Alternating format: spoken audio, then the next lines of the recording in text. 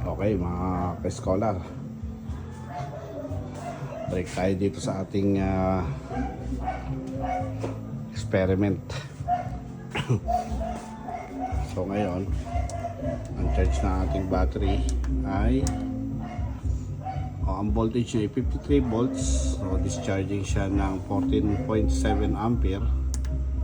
Ang capacity niya o state of charge ngayon ay 77.75 73%. And then yung isang battery natin, ang battery voltage niya ay 52.9, so almost 53 volts din. Discharging siya ng 13.4 ampere. Then ang state of charge niya ngayon ay 80%. So mas mababa dito. Ngayon, ang gagawin natin, i-charge natin siya gamit yung grid or yung utility or yung Meralco. So para ma-check natin kung magbabalance pa yung charging niya or ano yung magiging behavior ng charging niya. Mag-stop ba siya pag nag 100% yung 200 ampere hour, then ganun din yung 240 ampere hour. So para magawa natin yan, babaguhin natin yung settings. So sa ngayon, nagdi-discharge siya kaya wala siyang kinukuha kay Meralco. Sa battery siya ngayon kumukuha. So ang battery natin ngayon ay 27. So halos tama, 14 plus 13 ampere. Kaya nasa 27 ampere siya. Pero yung communication natin nasa isang battery lang dun sa 240, yung 80%. Ayan, 80% siya. Then 13 ampere. So yung isang battery natin na naka 77%, yung 200 ampere hour, hindi niya ngayon nare-read. So ang gagawin natin, try natin i-charge muna. So para ma-charge natin siya, punta tayo sa battery. Okay, ang charging current natin ay 60 ampere. So expect natin mag-charge siya siguro ng 30% 30 ampere. Okay, para mag-charge siya, kailangan i-check natin itong grid charge. Yan. Okay. Then punta tayo sa time of use. Okay. Punta tayo dito. Kailangan i-tick natin yung grid charge ito. So tick down natin ito lahat. Actually kahit di mo i-tick lahat yan, kunin mo lang kung anong oras. Sa ngayon ay 10 PM. So ang 10 PM is 22 hours. So nandito siya. Ito, gawin natin 100%. Yung 20 to 23, tsaka yung 23 to 2. Baka abutin tayo ng alas 12 eh. So para sigurado, ito daw gawin natin 100%.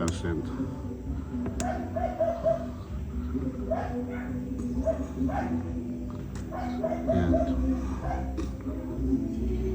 100%. Yan, at tsaka ito. Itong isa.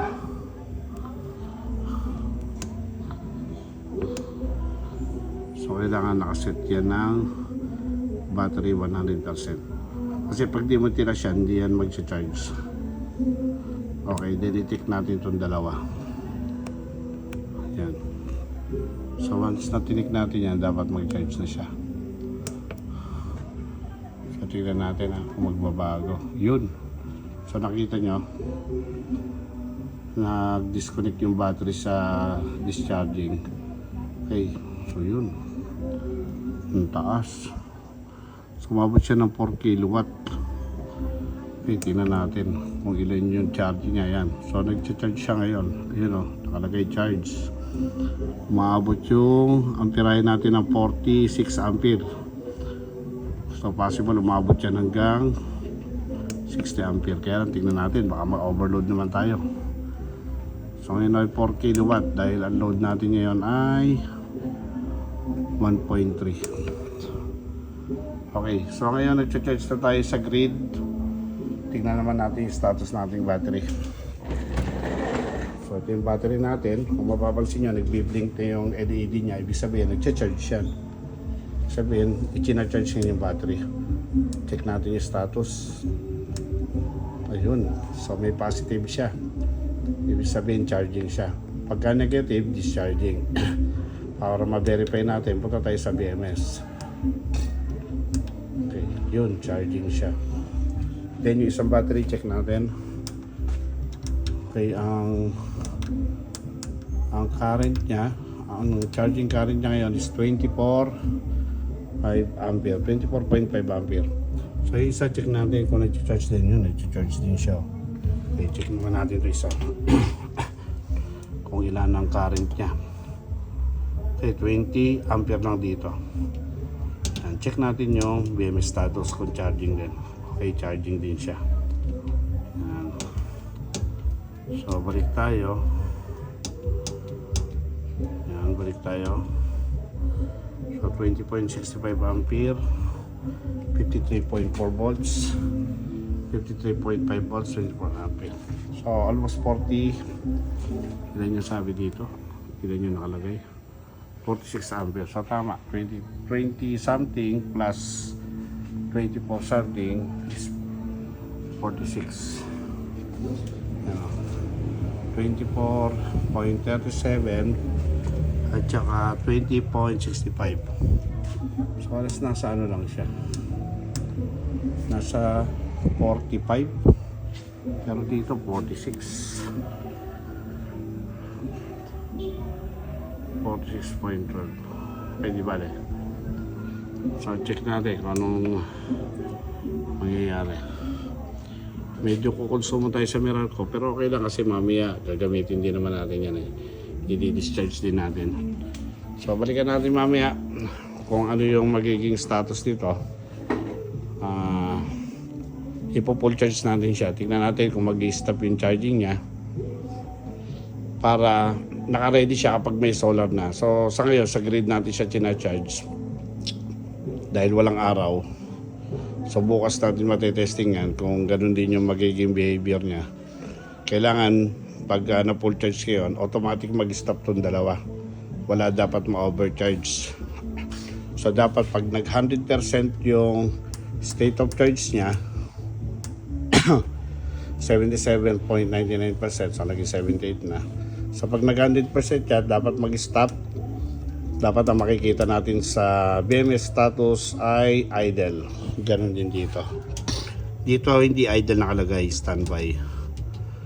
Yan. So charging siya ngayon. Dapat pagka na full charge to. Sa ngayon ang capacity niya o state of charge niya ay 80%. Okay, balikan natin mamaya. Tingnan natin kung ano yung mangyayari dito sa mga eksperimento natin. Kung ma-overcharge pa si battery or mag-automatic stop siya.